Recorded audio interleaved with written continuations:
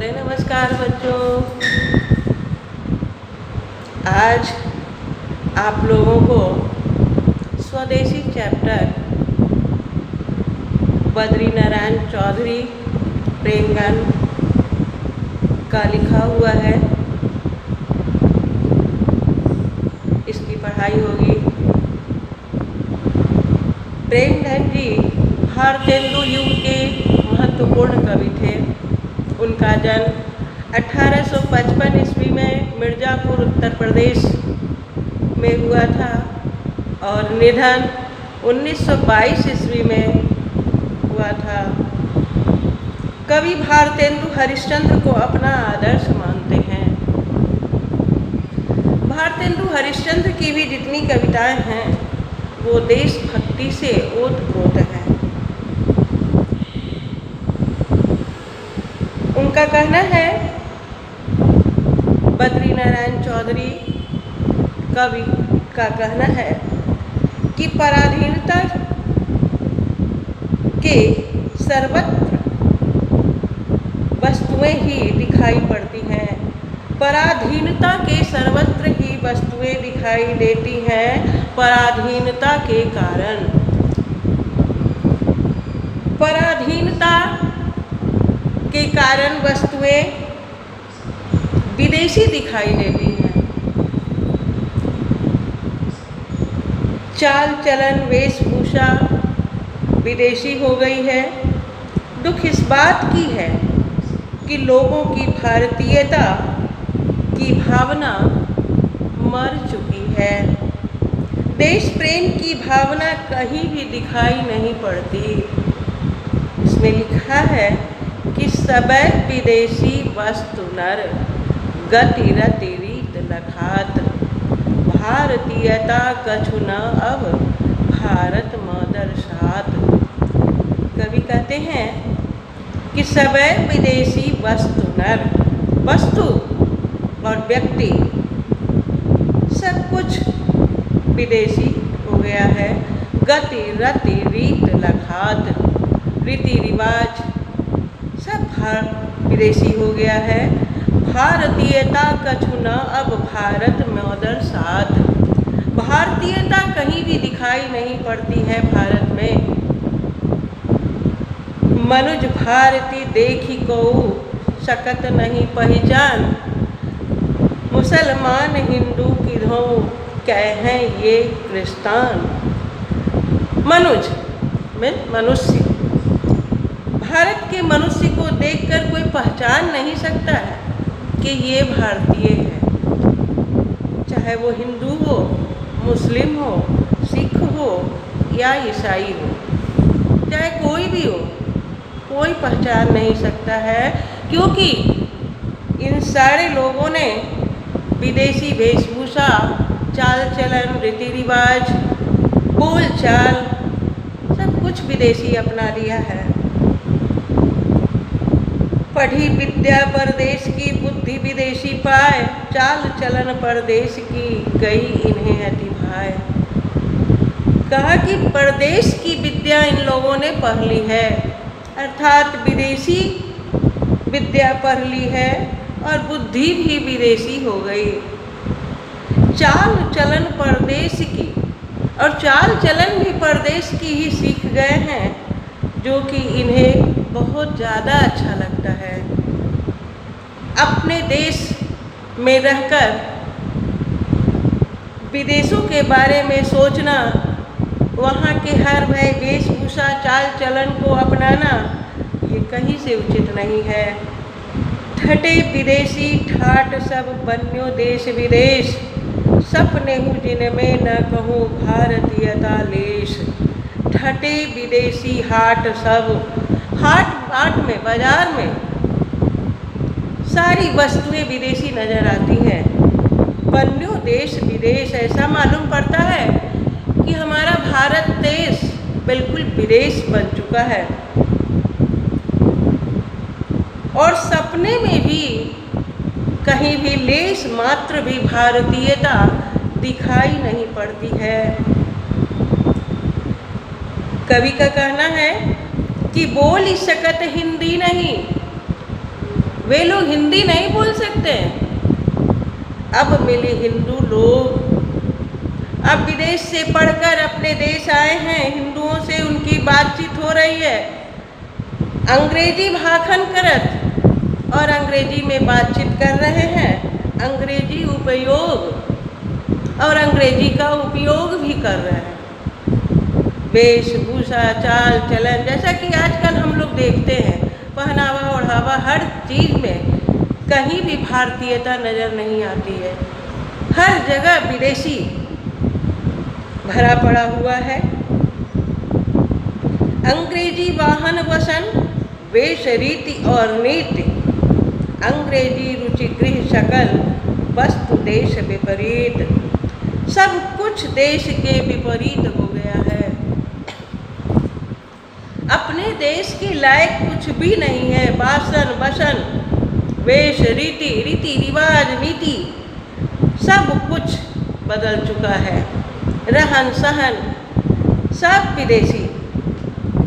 हिंदुस्तानी नाम सुनी अब ये सकुचित लजात।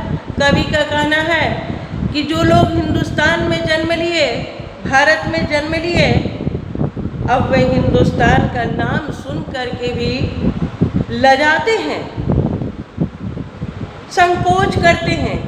भारतीयता सब वस्तु है ही सो ये हाय घिनात। भारतीय वस्तु को देखकर इनको घृणा आती है। देश नगर बानक बनो, सब अंग्रेजी चाल, हाटन में देखूं भरा, बसे अंग्रेजी मान। कहा देश नगर बानक बनो, अपना देश वानगी के रूप में इनके सामने, एक नमूना के रूप में इनके सामने पेश होता है। सब अंग्रेजी चाल, लेकिन सारा चीज़ तो अंग्रेज का सीख लिए हैं, अंग्रेजों की सारी चाल चलन सीख लिए हैं, विदेशों की रीति रिवाज सीख लिए हैं, वेशभूषा सीख लिए हैं। अपने हिंदुस्तान का, अपने भारत का कुछ भी लेस मात्र दिखाई नहीं पड़ता। जिनसो संभलत सकत नहीं, तनकी धीती धोती ढीली ढीली, देश प्रबंध करेंगे वे, यह कैसी खाम ख्याली। कवि ने नेताओं के बारे में कहा है कि जो बाजार में वस्तुएं छाई हुई हैं, विदेशी वस्तुएं, उसमें कहीं ना कहीं नेताओं का पूरा हाथ है। और इतना शरीर उनका भारी हो गया है कि ढीली धोती उनसे संभालना मुश्किल हो गया है। विलासिता के कारण शरीर भारी हो चुका है।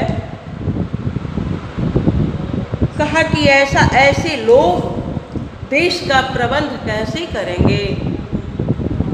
ये कैसी खामख्याली है, ये कैसा ख्याल बात है। अपने देश के बारे में कुछ ना सोचें और विदेशों के बारे में सारी ख्याल रखें। दास वृत्ति की चाह चहुदेसी, चारहु वरण बढ़ाली, करत खुशामद झूठ प्रशंसा, मानेहु बने डफाली।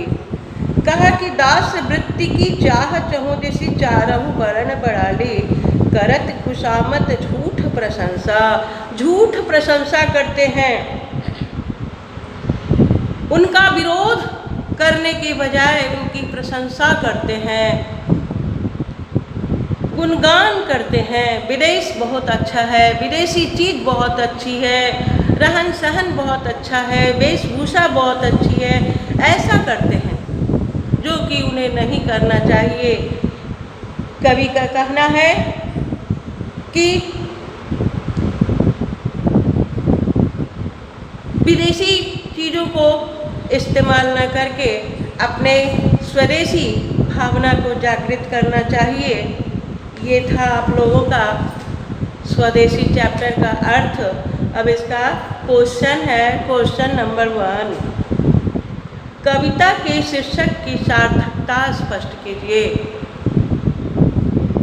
कवि ने कविता की शीर्षक स्वदेशी रखा है, तो इसको हम लिखेंगे कि कवि ने कविता के शीर्षक की सार्थकता, शीर्षक स्वदेशी इसलिए रखा है कि लोगों की प्रवृत्ति और मनोवृत्ति को देखते हुए ऐसा शीर्षक रखा है।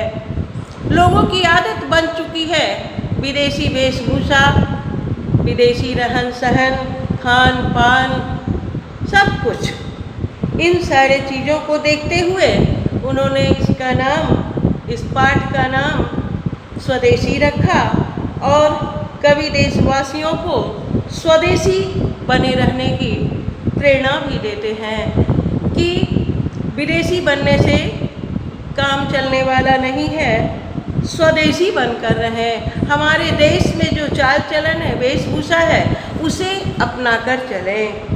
क्वेश्चन नंबर 2 है, कवि को भारत में भारतीयता क्यों नहीं दिखाई पड़ती? कवि को भारत में भारतीयता इसलिए दिखाई नहीं पड़ती है कि जितने भी लोग हैं वो विदेश का गुणगान करते हैं। देश प्रेम की भावना कहीं दिखाई देती ही नहीं है। अंग्रेजी को अपनाते हैं, अंग्रेजी वेशभूषा, चाल चलन, रहन सहन, खान पान, सब कुछ। ऐसा करने से देश की भावना कहीं भी दिखाई नहीं पड़ती है। ऐसा मालूम पड़ता है कि उन लोगों ने स्वदेशी वस्तुओं को नष्ट कर दिया है और विदेशी को अपना लिया है। कवि को कहीं भी भारतीयता नज़र नहीं आती है, इसलिए उन्होंने ऐसा कहा है। क्वेश्चन नंबर 3 है, कवि समाज के किस वर्ग की आलोचना करता है और क्यों? तो इसमें है कि कवि समाज के उस वर्ग की आलोचना करता है जो विदेशों का गुणगान करते हैं, उनके द्वारा निर्मित वस्तुओं का गुणगान करते हैं, सराहना करते हैं और इस्तेमाल भी करते हैं।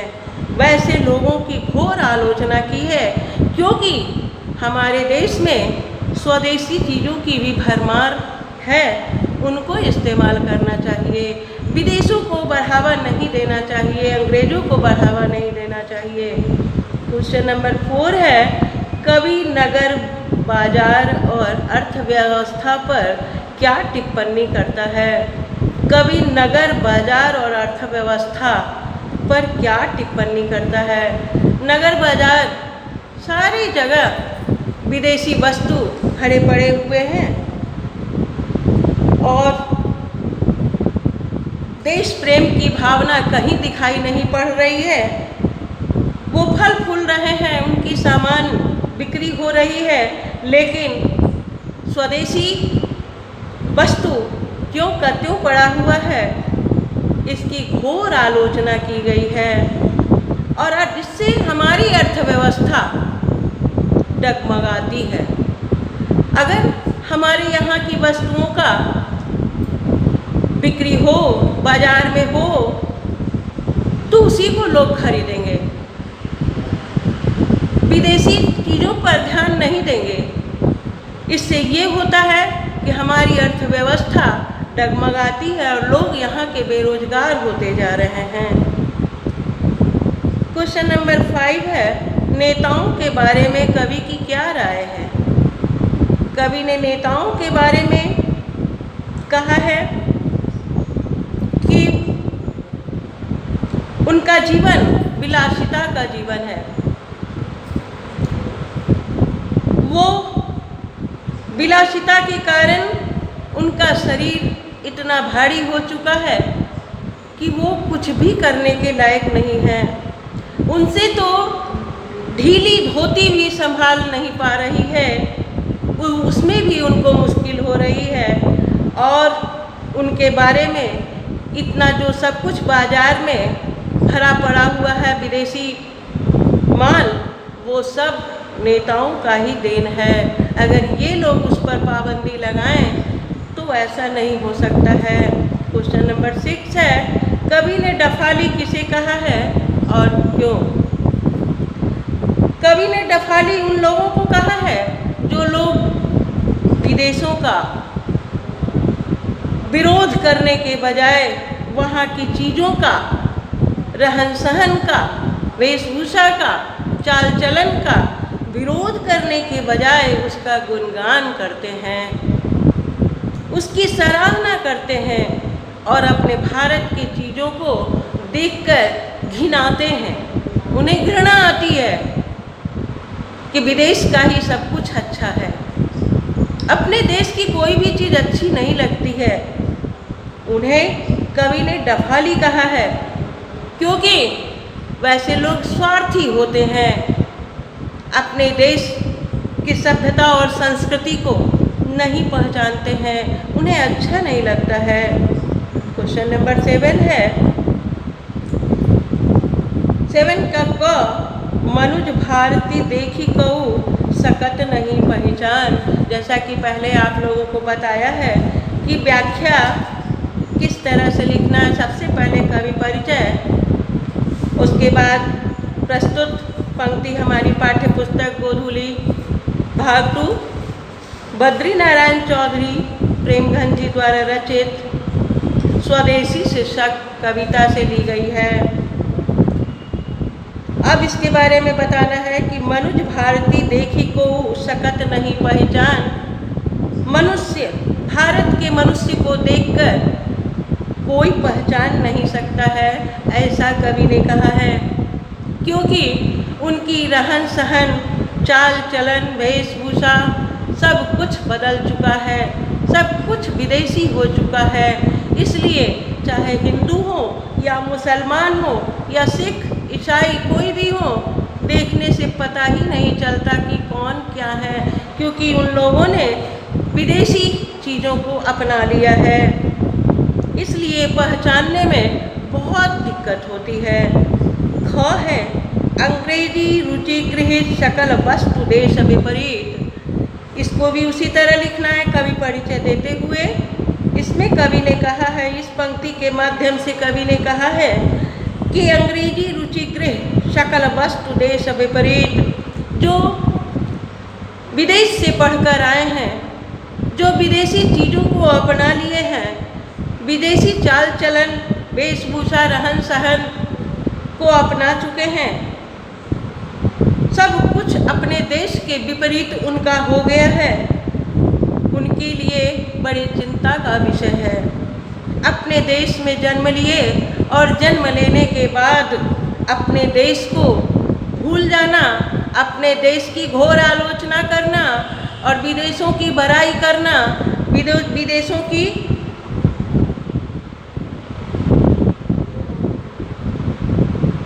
की बड़ाई करना और उसके अनुसार चलना, उसके वस्तु को अपनाना, वहाँ के हर चाल चलन को अपनाना, सब कुछ हमारे देश के विपरीत है। हमारी सभ्यता और संस्कृति ऐसा कुछ भी नहीं कहती जो विदेशों में होता है। आप लोगों को भी पता होगा कि हमारे यहाँ ऐसा कुछ भी नहीं है जो हमारे संस्कार के विपरीत हो। हम लोगों के संस्कार से उनके संस्कार मिलते जुलते नहीं हैं। इसलिए कवि को बड़ी चिंता है कि लोगों की जो मनोवृत्ति हो गई है, प्रवृत्ति हो गई है, आदत हो गई है वैसे रहने की, तो कवि देशवासियों से निवेदन करते हैं कि स्वदेशी बनकर ही रहें, विदेशी ना बने। क्वेश्चन नंबर 8 है, आपके मत से स्वदेशी की भावना किस दोहे में सबसे अधिक प्रभावशाली है, स्पष्ट करें। तो सबसे ज़्यादा स्वदेशी की भावना स्पष्ट होती है कि हिंदुस्तानी नाम सुनी अब ये सकुची लजात, भारतीयता सब वस्तु ही सोए हाय घिनात। जिस देश में जन्म लिया गया उस देश का नाम सुनकर ही उन्हें घृणा आती है, उन्हें लाज आती है और भारतीयता, भारतीय सब वस्तु ही सोए हाय घिनात, भारत की वस्तु देखकर इन्हें घिन आती है। घर का खाना पीना, रहन सहन सब कुछ देखकर इन्हें घिन आती है। दुर्भाग्य की बात तो ये है कि उन्होंने भारत में जन्म लिया है। अपने देश में जन्म लिया है, अब विदेशों का गुणगान करते हैं। ऐसा नहीं होना चाहिए। अपने देश से प्रेम करना चाहिए। प्रेम की भावना देश के प्रति होनी चाहिए। कवि को यही चिंता है और लोगों से यही अपेक्षा है। आप लोगों का क्वेश्चन आंसर हो गया है, इसको फेयर कॉपी में लिख लीजिएगा। सर्वोदय नमस्कार बच्चों।